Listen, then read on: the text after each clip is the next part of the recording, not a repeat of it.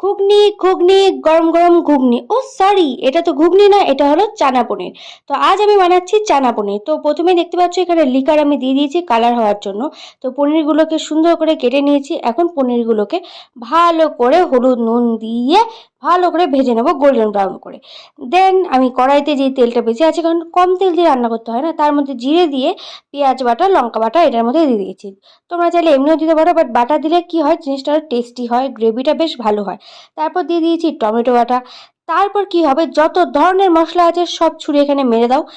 তারপর মশলাটাকে ঢেকে ভালো করে কষাও, যতক্ষণ পারো কষাবে। যখন এরকম হয়ে যাবে তারপর দিয়ে দেবে পনিরগুলো। তারপর পনিরগুলো দেওয়া হয়ে গেলে দিয়ে দেবো আমরা ছোলাগুলো আর আলুগুলো। দেন তোমাদের ইচ্ছে মতো তোমরা জল দেবে যতটা দরকার তোমাদের। আমি দিয়ে দিয়েছি, তারপর দিয়ে দিয়েছি ধনেপাতা, ভালো করে ঢেকে নিয়েছি। তো আমাদের রেডি চানা পনির। ভিডিওটা কেমন লাগলো অবশ্যই বলো। Bye bye.